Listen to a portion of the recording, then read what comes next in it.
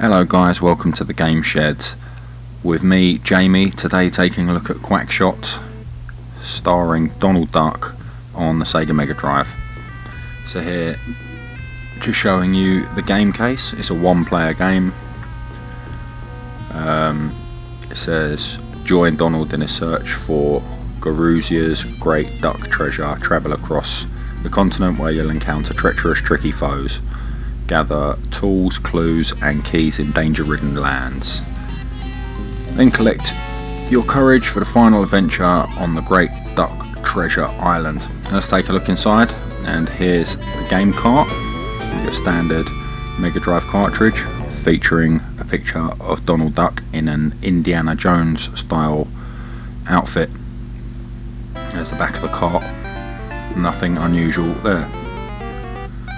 Let's have a look at the instructions manuals, if I can get them out. And here we go. So all the usual health and safety tips, nothing bizarre here. Brief introduction to the game.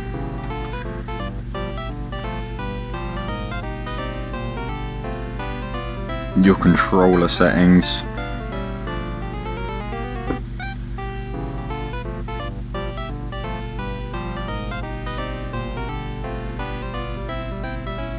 and all the menus, etc, etc.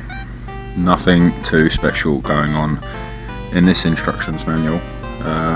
You've got a sound test. Your controller layout is A for dash, B is shoot and C is jump.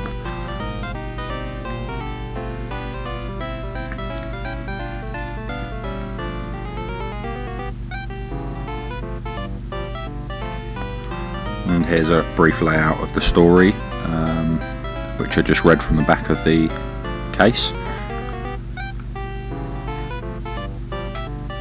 And some of the special moves you can do, such as if you press down and jump, you do a sort of sliding kick.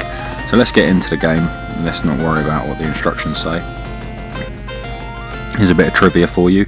The Japanese release of this game is called I Love Donald Duck, King George's Treasure. Right, so this will be a walkthrough just to help you get along. So you can shoot your plungers off the screen to stop the enemy shooting you.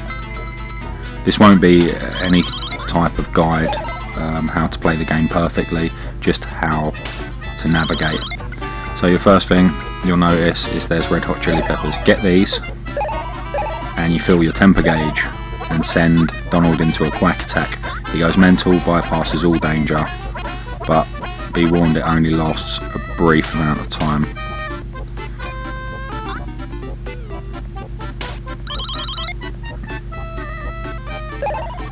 Yeah, just shoot your plunger off the screen, it will hit anyone in front of it. Always be wary because there's a slight bit of lag in hitting the plunger button and hitting the jump button, so always just make sure you're aware of your time. So I've come to the end of stage 1, I go to the green flag, got nothing really going on, I'll call in my aeroplane and I'll move on to the second level, because you need the red plunger in order to proceed on that first level. So let's move on to Mexico. This stage is a bit trickier, but I wouldn't worry. If you get hit or hurt, there are plenty of pickups along the way. Lots of foodstuffs, so you'll be alright. You don't need to play this game flawlessly. Be careful of these birds carrying honey bees nests, because those things can be quite a pain. And try and jump that, because that is quicksand. As I said, don't worry about getting hit. You can see I've lost 3 bits of life. I don't know why my Mega Drive isn't actually, when I get hit, it isn't registering my character. He just disappears for a short amount of time. That doesn't happen on my TV screen, so I'm not really too sure why that's happening.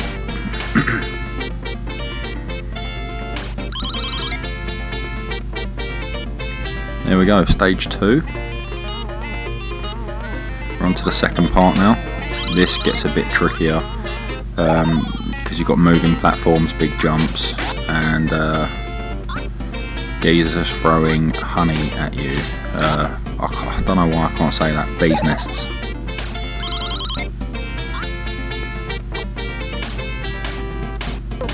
So again, really, you don't have to worry about losing health. You can always pick it up along the way. So be careful to run nice and quick there, because you set off a dynamite trigger when you land on those little black boxes. Here's another one. Just be sure to hold the A button and run nice and fast onto the second platform where it cannot reach.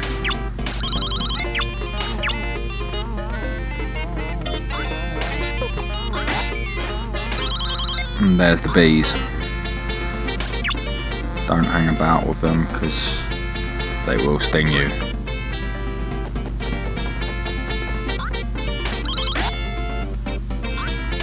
So I've lost all but 3 health bars, all but 2 now. I'm still not particularly worried, neither should you at this point, because you will gain it back.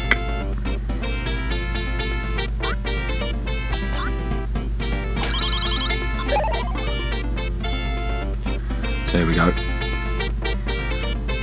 We're at the end of this level. Now this is where quite a lot of people get lost. You need to read this stuff. You can't go into the temple without a special key, but a team of explorers have returned to the first level with the aforementioned key. So what I'm going to do, call the aeroplane by moving over to the green flag and pressing start and calling the aeroplane and going back to Duxburg, first level, where it takes you to the end of the level, so don't worry about that. Walk up to Chappie, have a little word with him, and he gives you a key.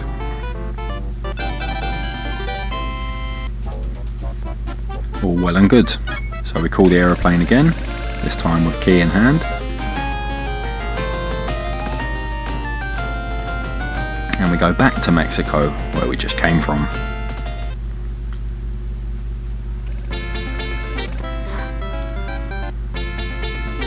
So walk up to the door, press start, select the key, press the use button, and then we go. Now this level is all about timing. Be patient, there is no timer, it doesn't matter. You could also see here where I've flicked to and from the levels, I've gained some power, which is why you don't need to worry about your health too much. So wait till he drops to the floor, jump over him, and here's a bit of a tricky one. So ring of fire. Now 2 of the fireballs are missing, so just take your opportunity to run in the gap and just moonwalk. There we go. Now these things, they freeze when you hit them with a plunger, so I just need to go and get that roast chicken. Although why a duck is eating a roast chicken seems a little bit barbaric to me. So hit it and then you can jump on it and use it as a platform, but be careful.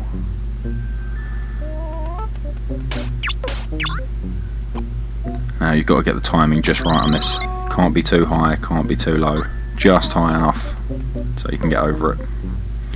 Now these chappies throw fire at you, which create a nice tall firewall. Again, I'm not too concerned about my health at this point. I've got a nice health gauge. I've only got 2 health points missing, so that's more than plenty for what I need. So again, timing, I just got lucky there. And be careful with this jump. Always check out above and below you. You can see here some additional money which gives you points. Now press down and the action button and you slide through the gap. Now this one, if you just press back when you're halfway through, you'll stop your slide. So here's another tricky one. as you can see, if you hit him when he's on the floor, you cannot jump on that upper block, so it's got to be just above the floor. And I think I've done it too high. Yep, I've done it too high, so somewhere in between there. And I failed again. This really is quite tricky. Too high again.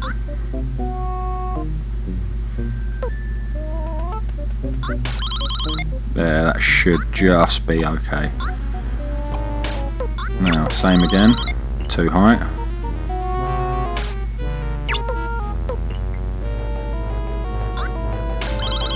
And that should be perfect. There we go. Now, this one you've got to hit again on his way up. There we go. And make your way left down this tunnel. Now, be careful when you go through here. As soon as you slide, that thing activates and hits you like so. So what you want to do, halfway through your slide like this, just duck back out, shoot, and slide back through. Now here's another tricky timing. Now you've got 2 blocks to consider here. So do what I did, just hit the one on the right at its lowermost point, and through you go. Now if you mess up like me just there, you have to start all over again, and it's very costly on time. I know you haven't per se got a timer, but it's just aggravating. You can see here, you know, it's taken me a few bits of health to get through this. I have trimmed the video down. I did screw up a number of times. Sometimes you can do this first time, other times a little lack of concentration and you screw up. There we go, I'm through. So watch out you don't slide through onto the fire. And there we go. I'm at the end of my level where I see Goofy. So Goofy's going to give me a different colour plunger, a red plunger. Now this red plunger can be fired at walls and used as a ladder, like so. But be careful, they only have limited amounts of time before they disappear.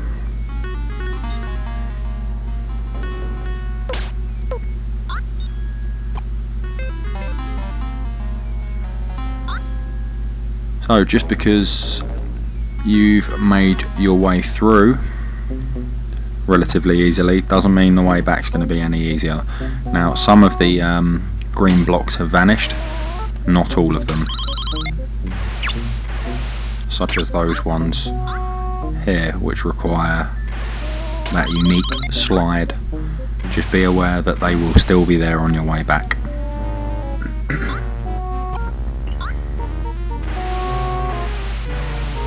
Any treasure you've picked up, etc., will not be replaced on your way back through, so I wouldn't worry about that.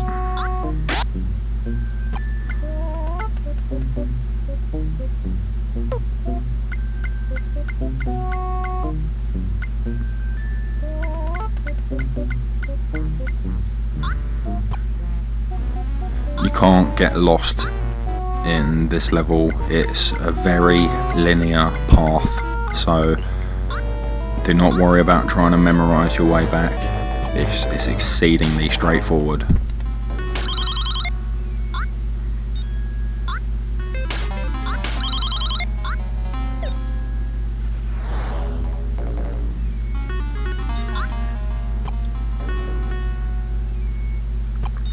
So nearly there.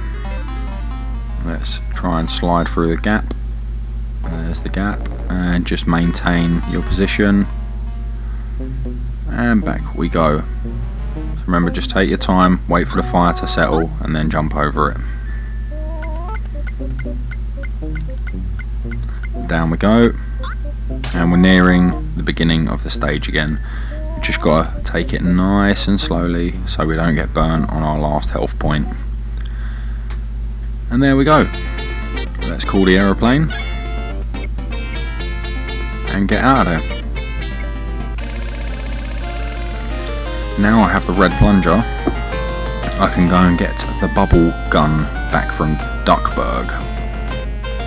So that's what I'm going to do. I'm going to head back to the first stage and show you where you need to go in order to get the bubble gun.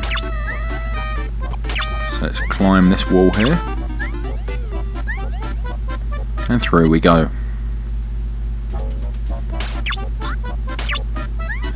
So you just take a nice straight path up through the city. Be careful of those loudspeakers there because they shoot the word boom through them, which can hurt. So I'm just bypassing everything, jumping up top.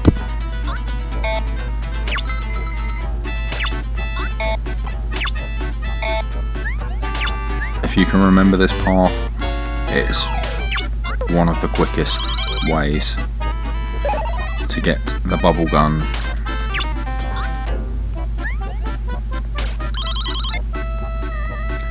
Make your way to the ladder and just wait for the loudspeakers to go, and then quick as you can, down you go and just stroll through.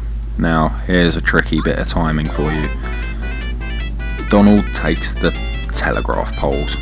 So every time you see another winch, just press the jump button like so, otherwise you'll get electrocuted and lose a life.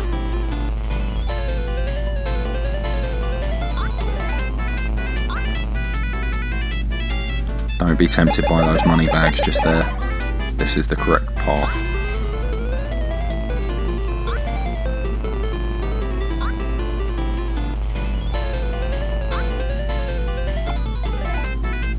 Okay, here we go.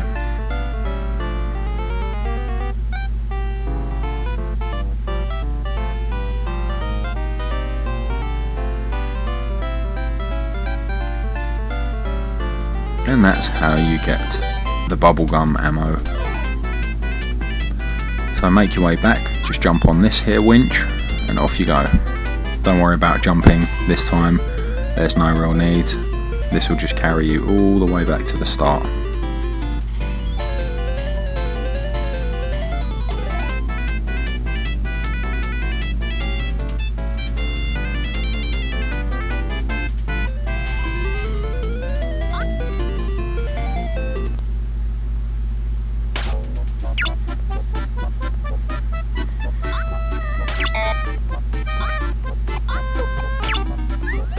I'm going to make my way back to the very beginning of the stage now, so I can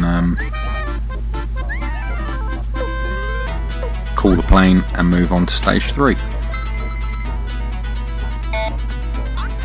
Again, I'm going to use the top of the level as much as I can, so I find it the safest route and the quickest, quite frankly.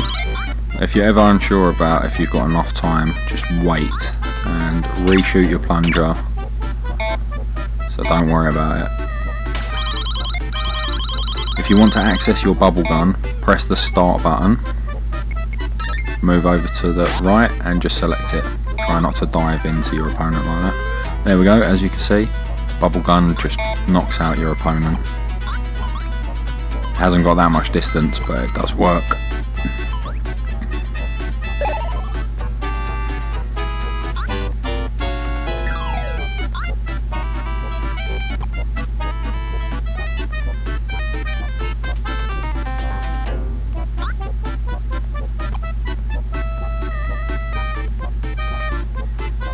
And through we go.